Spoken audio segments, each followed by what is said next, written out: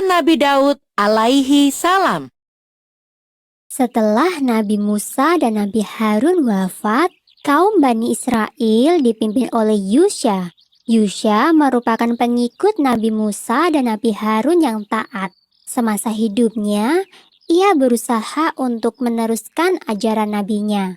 Namun, setelah Yusya wafat, kaum Bani Israel kembali pada kesesatan. Di tengah-tengah kaum yang sesat, Allah mengutus Nabi Samuel. Di masa kepemimpinan Nabi Samuel, kaum Bani Israel berhasil disatukan. Perbudakan, pemerasan, dan penindasan sudah jauh berkurang.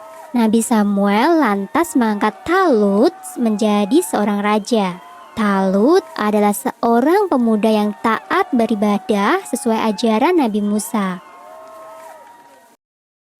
Setelah diangkat menjadi raja, Talut menghimpun kekuatan Bani Israel. Ia menyerukan kepada rakyatnya untuk bergabung menjadi prajurit kerajaan. Seruan Raja Talut sampai di kota Bethlehem, tempat tinggal Daud kecil. Daud kemudian bergabung sebagai prajurit Bani Israel. Saat itu, usia Daud masih belasan tahun. Dan senjata andalannya hanyalah ketapel yang biasa ia gunakan untuk menggembala domba. Sesungguhnya, Daud masih keturunan Nabi Yakub.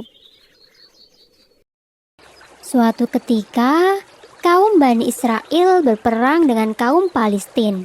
Sebelum berangkat ke medan tempur, Raja Talut berpesan, jika nanti menemui sungai, janganlah meminum airnya. Bagi siapa yang melanggar, maka ia tidak termasuk pengikut Raja Talut. Saat pasukan itu menemui sebuah sungai, sebagian besar prajurit langsung meminum air sungai itu. Sebagian lainnya tetap mematuhi larangan sang raja. Daud termasuk dalam orang-orang yang mematuhi raja mereka. Saat mereka menyeberangi sungai, orang-orang yang telah meminum air sungai itu langsung melemah dan patah semangat. Sedangkan mereka yang menuruti perintah raja tetap bersemangat tinggi dan siap untuk berperang. Daud bertempur dengan gagah berani. Batu-batu dari ketapelnya berhasil merobohkan banyak sekali musuh. Bahkan, ketapel Daud berhasil melumpuhkan raja musuhnya sehingga ia pulang sebagai pahlawan perang. Atas keberhasilannya mengalahkan raja musuh, Daud diangkat sebagai panglima perang meskipun ia masih kecil. Seiring waktu, Daud semakin populer di kalangan kaum Bani Israel. Hal ini sempat membuat Raja Talut membenci Daud dan berniat untuk mencelakakan Daud. Ia takut jika Daud merebut tahtanya. Jauh setelah Raja Talut wafat, kerajaan Bani Israel dipimpin oleh anak Raja Talut. Ia memimpin dengan tidak adil. Hal ini menimbulkan perpecahan di dalam kerajaan. Banyak di antara rakyat Bani Israel menghendaki Daud menjadi raja. Maka diangkatlah Daud sebagai raja. Ia memerintah dengan sangat adil.